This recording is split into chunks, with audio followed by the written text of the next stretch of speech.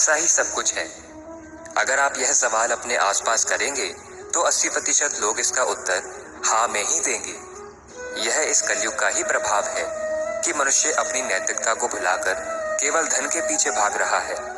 आज पैसा कमाने के लिए कोई चोरी कर रहा है तो कोई दूसरे को ठग रहा है। इतना ही नहीं, पैसे के लिए मनुष्य दूसरों के साथ साथ अपनों का भी कत्ल कर रहा है। इतना ही नहीं, मनुष्य धन के लालच में यह भी भूल जाता है कि जब मनुष्य जन्म लेता है तो वह खाली हाथ आता है, किंतु जब उसकी मृत्यु होती है तो उसके साथ साथ उसके द्वारा किए गए पाप पुण्य कर्म जाते हैं, न कि अर्जित किया हुआ धन। आज रुपया मनुष्य से न जाने क्या क्या करवा रहा है। अब कोई मंदिरों में जाकर यह नहीं कहता कि हे प्रभु, बस इतना दो कि मैं भूखा ना रहूं, और ना ही अपने आसपास किसी को भूखा सोने दूं।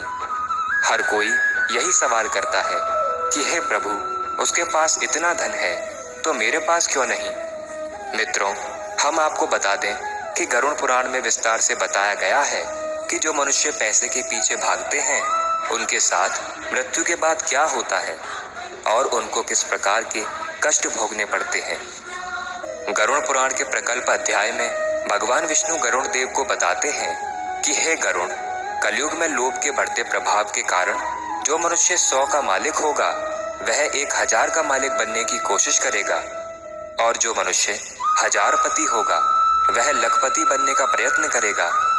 इतना ही नहीं, लखपति बनने के बाद भी मनुष्य की तृष्णा शांत नहीं होगी और फिर वह करोड़पति बनने की सोचेगा।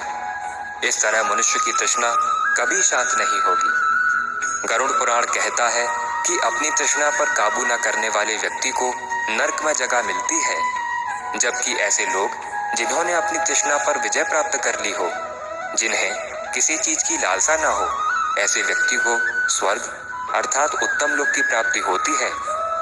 आगे भगवान विष्णु गरुड़ जी से कहते हैं कि हे पक्षीराज, कलयुग में मनुष्य जितना धन के पीछे भागेगा उसे मृत्यु के पश्चात उतना ही कष्ट भोगना पड़ेगा।